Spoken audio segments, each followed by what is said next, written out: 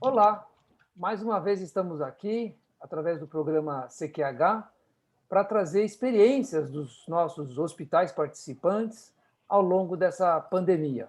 Meu nome é Eduardo, sou médico, faço parte da governança do programa CQH e também sou presidente da Abrampas, que é a Associação Brasileira de Medicina Preventiva e Administração em Saúde. E hoje recebemos o Dr. Carlos Eduardo, que é diretor clínico do Hospital Policlin 9 de Julho, de São José dos Campos. Bem-vindo, doutor Carlos, tudo bem? Tudo bem, prazer estar aqui. Ótimo.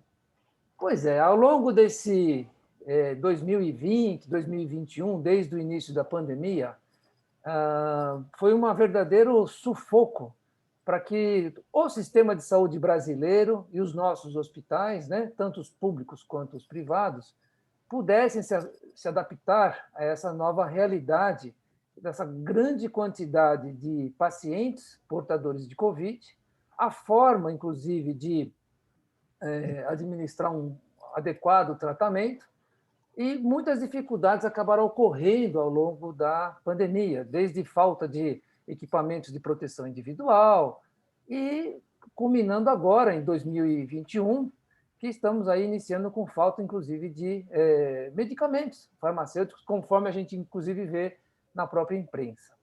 E é justamente isso que a gente vai tentar ver qual foi a experiência do Hospital Policlin ao longo dessa pandemia, porque o que não falta é desafio.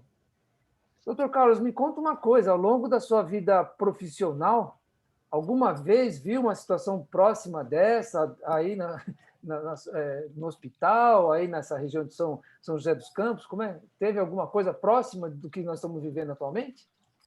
Com certeza, não. Mesmo outras situações mais delicadas que nós já tivemos, e todo ano acontece alguma coisa, a dengue, anos atrás a influenza, mais atrás a meningite, mais atrás o início da AIDS, muitas coisas que surgiam novas que a gente tinha que aprender, mas nada do tamanho do vulto dessa situação, principalmente para os médicos que trabalham em terapia intensiva e pronto-socorro, né? Esses foram os que mais estão sendo desafiados, né? Então, Concordo. A última pandemia registrada foi lá durante a Primeira Guerra Mundial, a gripe espanhola, em 1918, e os relatos mostram que a Primeira Guerra foi suspensa justamente por causa da pandemia, né? Morria-se mais gente por causa da gripe do que da própria guerra, e isso foi um dos fatores aí determinantes para o término da guerra.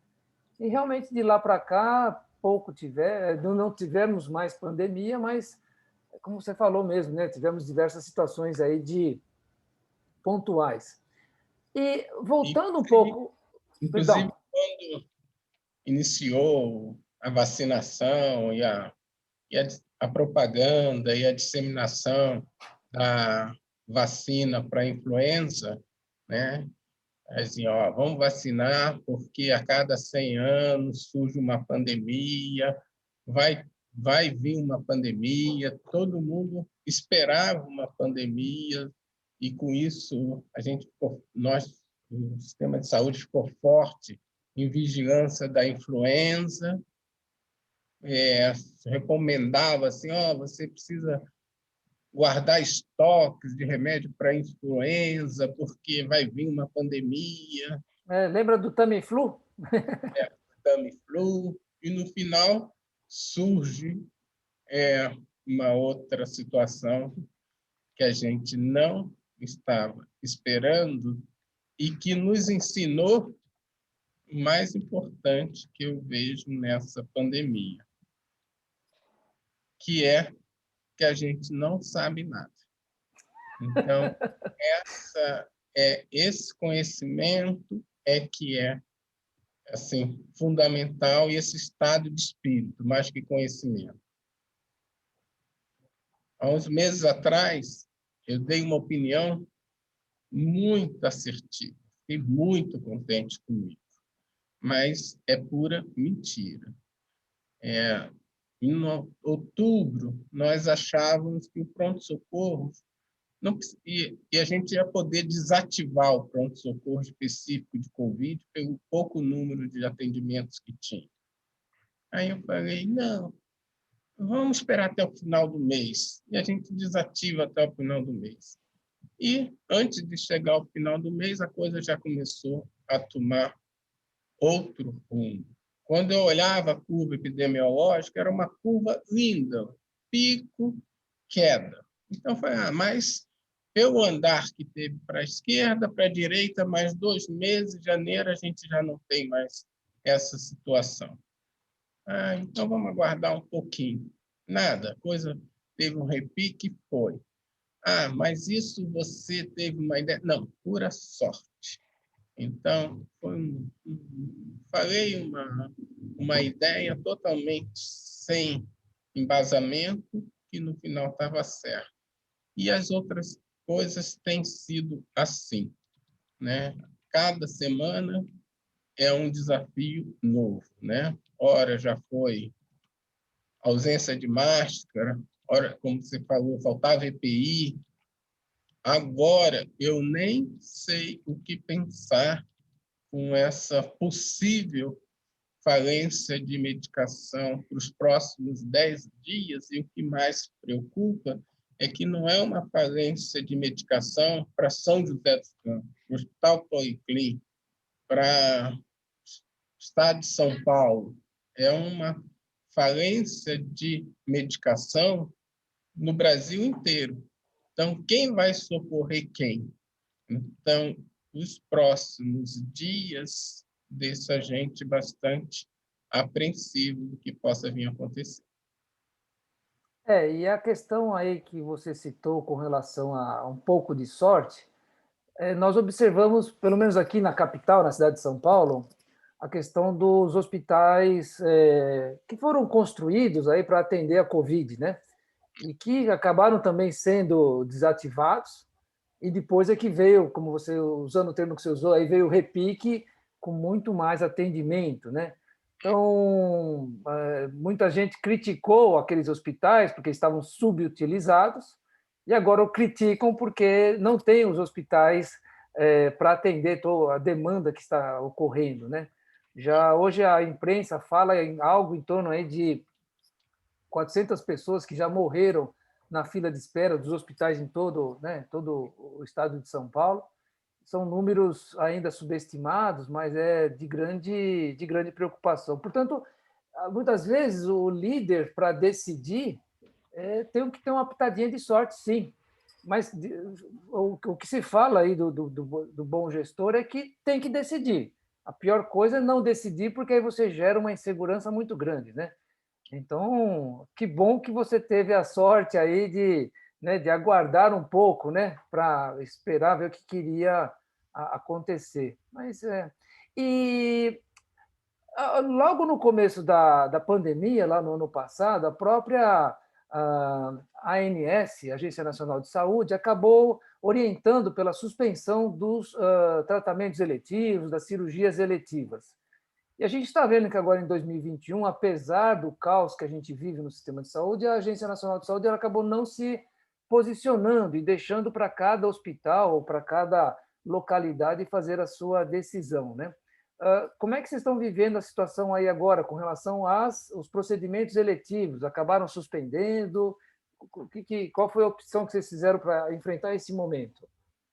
Esse momento, não, esse momento, agora, os processos eletivos estão suspensos, em função, principalmente, das medicações.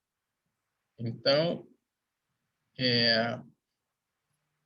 o que nós fizemos desde o início, eu vou voltar um pouquinho, tá? Porque é o que tem acontecido aqui no hospital. Essa pandemia mostrou quanto frágil o sistema de saúde é, né? Então, isso é uma coisa que a gente já sabia. E mostra também numa hora de crise, é importante para a gente que pensa em qualidade, estar bem focado no que é essencial. Senão a gente acaba numa reunião, fora do contexto do atendimento, às vezes a gente deixa o nosso pensamento ir muito longe e a gente começa a pensar em procedimentos, em situações que talvez não estejam no foco essencial do atendimento, do que é, porque aquela história que a gente tem, não tem dinheiro para tudo. Então, a gente tem que focar naquilo que vai trazer realmente resultado. E isso está sendo importante, a gente já ter essa ideia e quase que diariamente, na verdade, 2, 3 vezes por semana, nós temos que reunir todo o corpo do pessoal que está fazendo assistência, do pessoal administrativo, da equipe multidisciplinar, da administração, da área de compra, e a gente está alinhando qual é o processo, qual é a atitude que nós vamos tomar nos próximos dias. E ela varia bastante. Então, tem horas que a UTI geral está com menos leito e a UTI COVID está cheia de pacientes. E o inverso também acontece, também já aconteceu. No início de janeiro, tinha mais doente na UTI geral do que na UTI COVID, depois que foi se modificando. Então, em relação às cirurgias e os outros procedimentos do hospital, eles vão sendo trabalhados semana a semana, de acordo com como está o movimento aí, o movimento da medicação, a urgência daquela cirurgia, a necessidade de dar aquela assistência, do que a porta, de uma maneira geral, trouxe para a gente, né? Porque logo no início da pandemia, a emergência ela diminuiu muito o atendimento. Só chegava no hospital pacientes graves, mas o público em geral procurou menos o hospital. Agora que eu considero a situação pior de todas, esse medo já não existe mais, o movimento de procura do hospital já está quase que normal. Então, a gente tem que administrar semana a semana o processo. Muitas cirurgias foram liberadas, foram feitas cirurgias que a gente considera que o retardo também da cirurgia vai trazer outros problemas. Lógico que não estamos falando de uma cirurgia plástica, né? Mas estamos falando de um procedimento que o retardo também pode causar problema. Agora, hoje, essa semana, com essa crise que se chama, né, assim, kit de intubação, que é muito mais do que isso, né? Agora não, agora a gente está bem restrito. Tá. E, pelo que você descreveu, ocorreu o envolvimento aí do pessoal da área administrativa, enfim, das diversas áreas, para se discutir aí semanalmente. Isso vocês denominaram um comitê de crise ou um comitê Covid? Vocês chegaram a dar essa denominação ou não teve essa intenção? Essa reunião de quinta-feira aqui que nós fazemos no hospital, ela já está dentro do nosso processo de qualidade. É uma reunião dos gestores médicos com a área administrativa. Então, esse entendimento, essa maneira de trabalhar, ela já existe. Por exemplo, você vai fazer um procedimento gerenciado. Vamos fazer um protocolo gerenciado de AVC, trombose. Então, não adianta os médicos se reunirem e fazerem um bonitinho protocolo. Se não está combinado, como é? O paciente chegou, tem que fazer, tem 10 minutos, mas não tem ainda o número do processo, não está internado, o convênio não autorizou, a medicação vai esperar. Então, se a gente não combina uma situação, ó, para paciente, nessa situação, faz a tomografia sem esperar, e, e, e os processos vão andando, a gente não consegue, a gente fica só com a sensação que faz e não chega à conclusão. Então, para um processo acontecer, ele tem que ser longo. E, às vezes, nós médicos, assim, quando vemos uma situação, isso é fácil. Isso daqui é só fazer assim que vai resolver. Pronto. E depois você vai descobrindo coisas que vão acontecendo, que tem implicações aqui, tem implicações de lá, que tem implicações lá. Então, assim, às vezes o que é fácil de resolver não é tão fácil assim. E para a gente conseguir dar pequenos passos, só com todo mundo junto, senão nós médicos. Por outro lado, bem nessa epidemia, eu acho que os médicos foram bem valorizados, né? Porque, assim,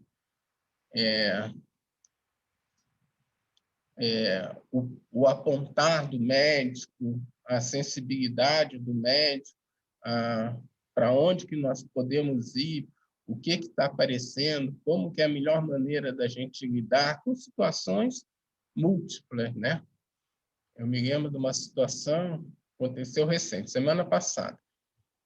Até semana passada, eu tinha uma preocupação da gente evitar o máximo possível o retorno do paciente de Covid no pronto-socorro.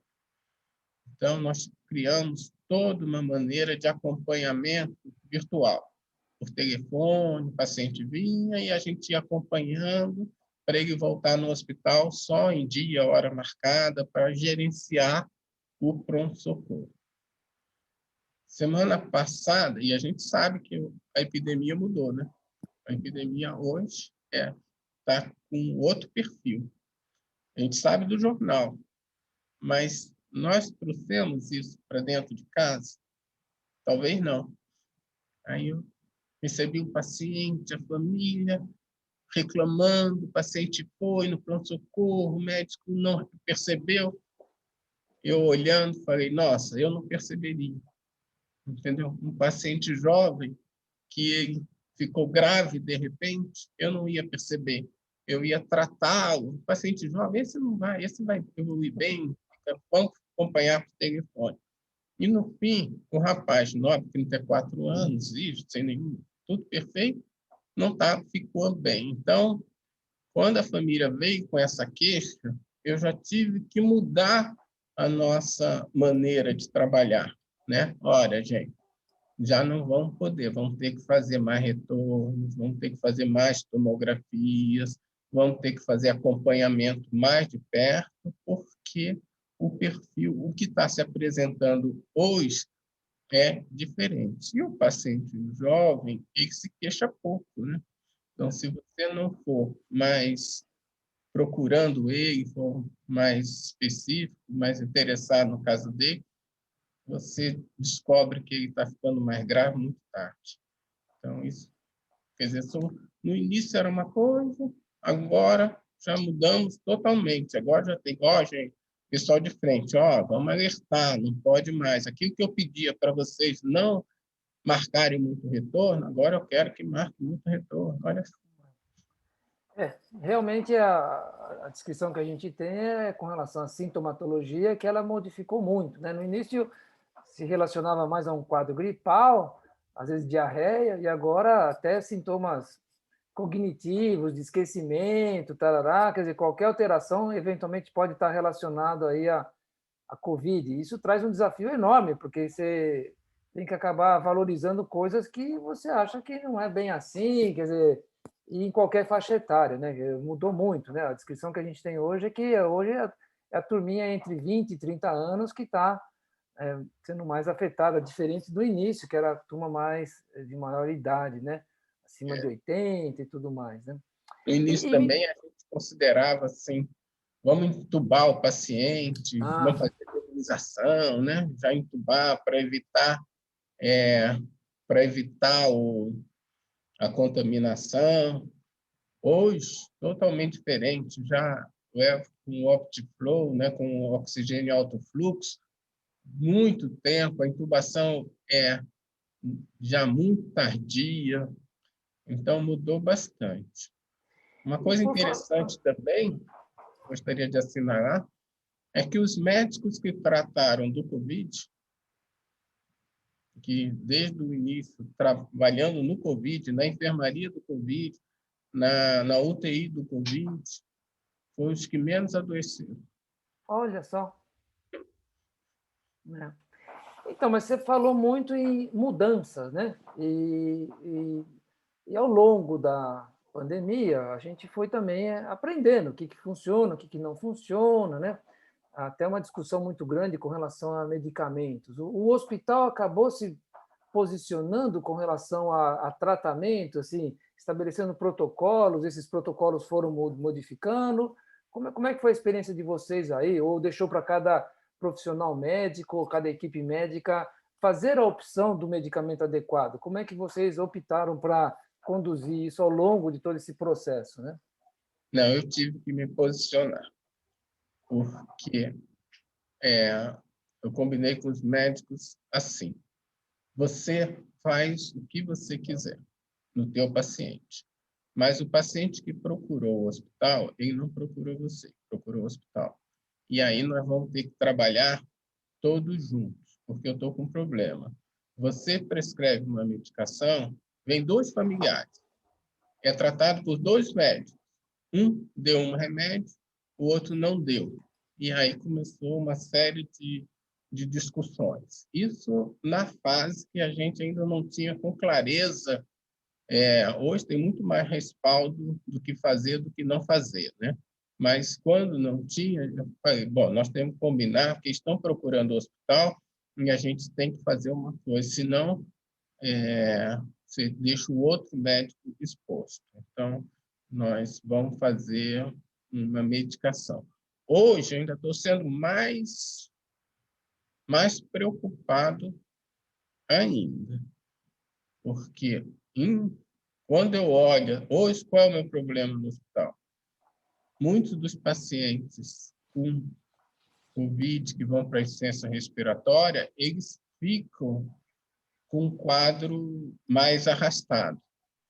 E hoje nós estamos tendo infecções de bactérias que não eram o nosso perfil. Então, infecção viral, corticoide, intubação prolongada, ventilação prolongada, miopatia.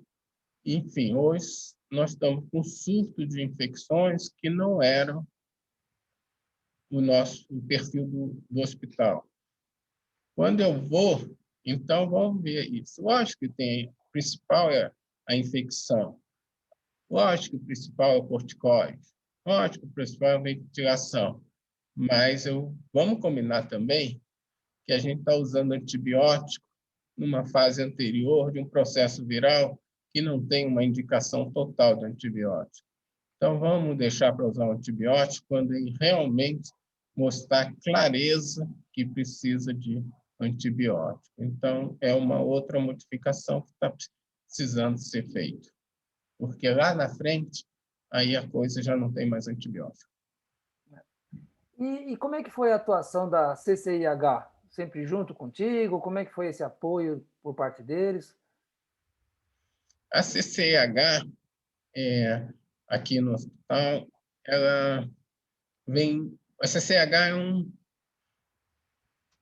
é uma entidade separada, né? Ela surgiu separada.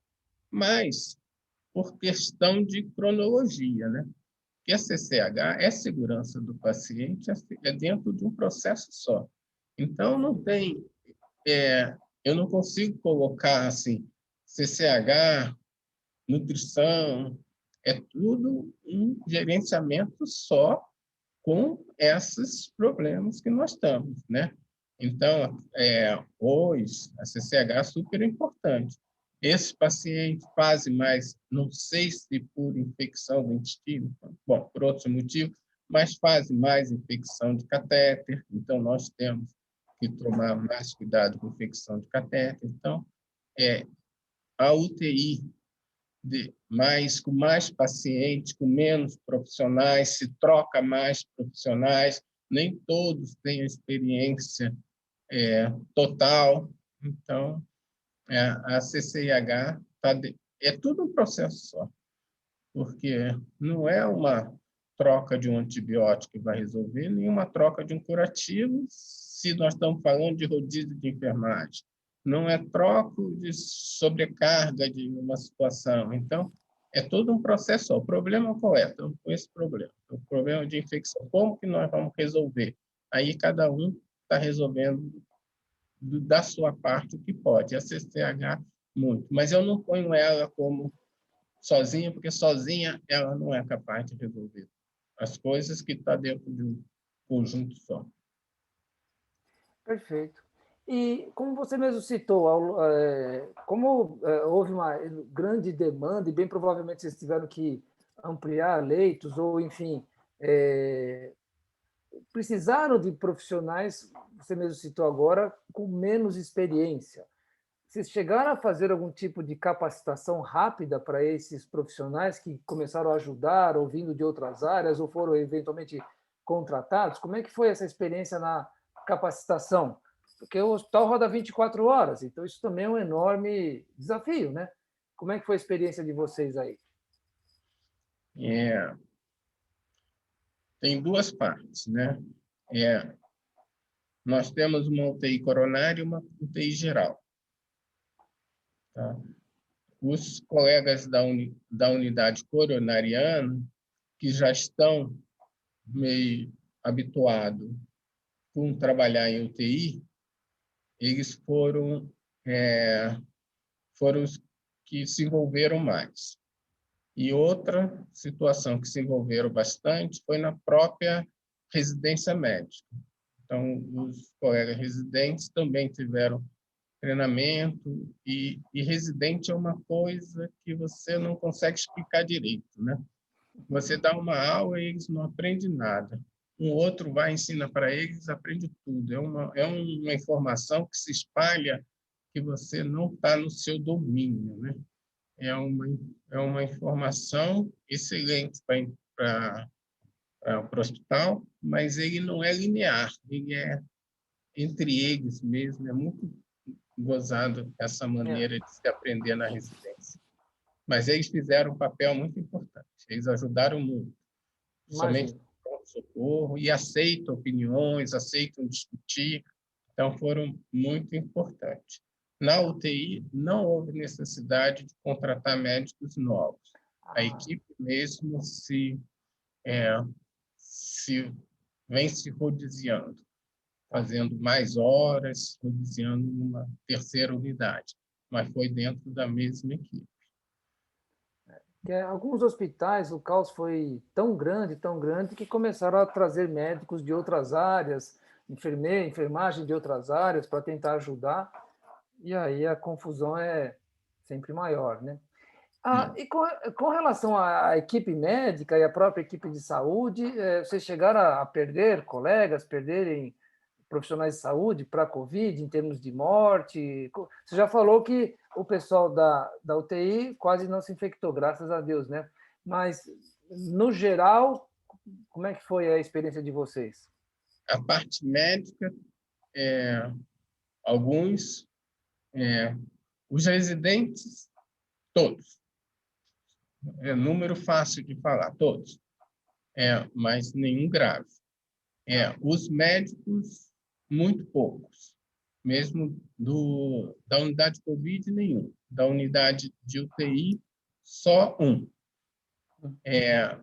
De enfermagem, já teve mais casos, e tivemos 2 casos de óbitos de enfermeiros. Uma que já não trabalhava mais aqui no hospital, já estava aposentada, e então considera-se menos, e um que trabalhava nesse hospital e em outro hospital, e acabou vindo a falecer. Jovem, sem comorbidade, achando que ia ter um Covid, que ia ser uma brincadeira, e deixou uma filhinha. É, é sempre lamentável, né? Porque sempre são situações muito tristes, né? Muito. E hoje se fala muito na questão da carga viral, né? Porque, de repente, você se expõe a um volume de, né, de carga de vírus tão grande que, independente de faixa etária, você acaba adoecendo também. E óbvio que depende sempre da reação do próprio organismo, né? Cada um vai acabar reagindo de uma maneira totalmente diferente do outro, né? Bom, e com relação a medicamentos, o senhor já falou também que já começam a vislumbrar dificuldades aí com relação a medicamentos. Essa também é uma realidade aí de São José dos Campos? Também é uma realidade. Então, hoje nós reunimos todo dia para ver o nosso estoque, para direcionar como que a gente vai fazer a sedação dos pacientes que estão na UTI, de acordo com o estoque, e também fazendo propostas alternativas de sedação para caso mais alguns dias realmente a gente esteja com Tá. estoque. Então, ou seja, já estão estudando alternativas caso isso ocorra, né? Bastante. Tá. Sabe se o hospital já fez um movimento de ir discutir isso com os fornecedores do hospital? Não, com fornecedor, secretário de saúde, já muito. Tá. Tá? Essa E é uma atuação forte do forte. hospital. E chegaram também a usar leitos de centro cirúrgico como leitos de UTI? Tiveram que chegar a esse ponto? Trave, batemos na trave. Usamos o Ah, ventilador do centro cirúrgico, próximo seria, mas bateu na trave. Não tá. usamos. Mas Não, chegou, não, não aconteceu. tá. Que vários hospitais acabaram tendo que apelar para essa situação, né? É uma situação bem complicada. Nós fechamos Ok. o andar, né? E nesse andar, que já tinha 4 leitos de uma UTI mais para paciente crônico, nós transformamos essa unidade em área COVID, o andar inteiro passou a ser COVID, e os quartos passaram a ser semi-intensivos. Então, o Ah, paciente só vai para a UTI quando ele está entubado. Quando ele está ainda com necessidade de oxigênio, e a gente usa muito o OptiFlow, que dá aquele fluxo alto de oxigênio, ele fica nessa unidade, ainda em quartos, numa enfermaria com médico, com tá. monitor com médico. E vocês chegaram ao longo da pandemia também ajudar em campanhas para o público em termos de prevenção, uso de máscara, ou não precisou, ou, enfim, chegaram a fazer esse tipo aí fora dos muros hospitalares ou não? Fora do nosso núcleo, aqui o nosso hospital, ele dá cobertura para outros 4 hospitais do grupo. E ele tem um plano de saúde, que o hospital não atende, mas uma parte, o grupo tem um plano de saúde. Metade do hospital atende plano de saúde, metade serviços extras. E, através desse movimento, é que a gente fez as campanhas preventivas. Ah, Principalmente naquela fase do início, naquela fase de muito medo, né, de o que fazer, foi muito atuando, muito através do plano de saúde. e com relação a vacinas, né, para os profissionais de saúde, vocês têm conseguido vacinar a turma aí? Já tá numa boa situação? A Secretaria de Saúde tem conseguido viabilizar vacinas para vocês? Essa é uma informação importante. Eu como comentei que dessa situação eu não sei nada, né? Por exemplo, eu olho no Chile 60% da população vacinada e uma calamidade no serviço público. Então, será a vacina não está sendo. Aqui, não. Depois que nós vacinamos e vacinamos, a Secretaria de Saúde vacinou todos os profissionais da linha de frente, o absenteísmo, mais especificamente da parte de enfermagem, ele praticamente desapareceu. Então, isso foi um dado interessante e importante. Tá. E na equipe médica também conseguiu vacinar todo mundo? Todo mundo. Que bom. São José dos Campos, nosso hospital e os outros hospitais, os profissionais de saúde foram vacinados. Tá. É uma experiência bem rica, bem interessante. E, bom, estamos aqui entrevistando o Dr. Carlos Eduardo, que é o diretor clínico do Hospital Policlin, né? 9 de julho de São José dos Campos. Está sendo muito bom aí fazer essas trocas de experiências. Me conte uma coisa, e ao longo da pandemia, com esse aumento de casos, vocês chegaram a ter que transferir pacientes para outras UTIs, ou por questões da gravidade do caso, ou por questões de enfim, já de estar lotado? Chegou-se a esse tipo de situação ou não? Batemos na trave. De novo, quase. Mas o que nós fizemos, infelizmente, foi parar de aceitar casos de fora, porque chegou uma hora que São José dos Campos, o nosso atendimento do hospital, do pronto-socorro, ele representava muito pouco dos pacientes internados aqui, entendeu? São José estava com uma situação controlada, mas a UTI estava muito lotada em funções de pacientes de outras cidades. Entendi. De São Paulo. E, então, chega uma hora que a gente não pôde mais aceitar tá. para E poder as, dar vaga para o... e as estatísticas na área da assistência mostram que mais ou menos 40% dos pacientes de UTI, né, por Covid, obviamente, né, acabam necessitando aí de hemodiálise, né? Como é que foi aí a experiência de vocês? Conseguiram, realmente foi a 40%? Conseguiram oferecer esse tipo de serviço para todos que precisaram ou também tiveram dificuldade?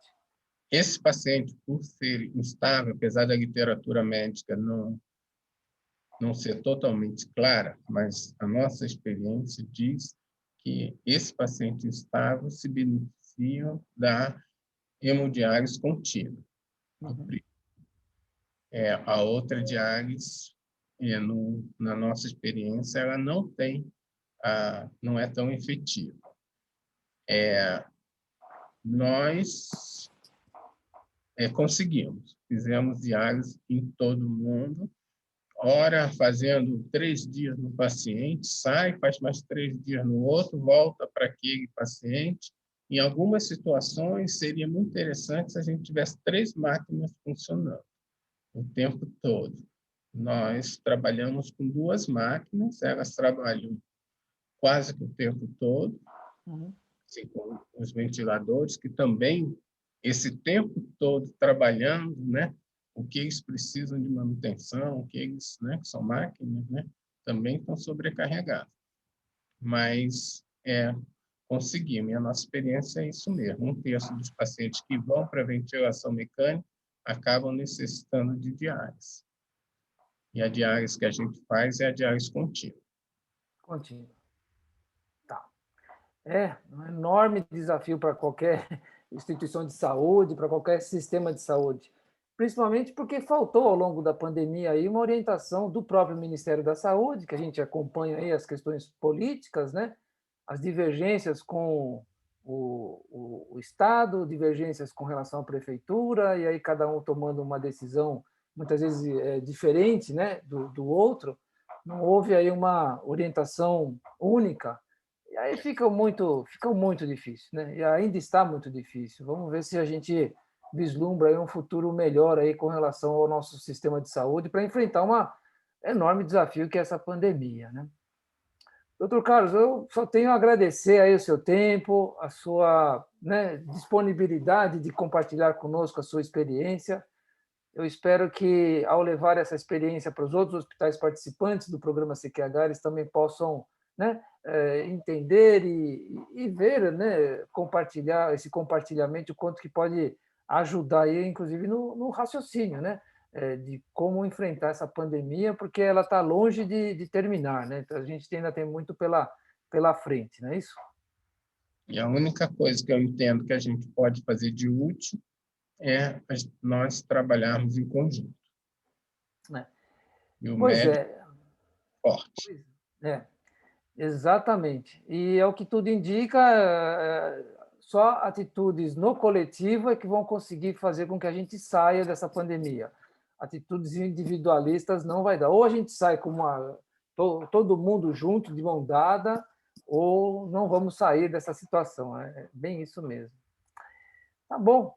Muito obrigado. Espero contar com o senhor em outras situações, né? Mas espero discutir assuntos menos palpitantes, menos calamitosos do que esse daqui. Muito obrigado novamente. Eu que agradeço.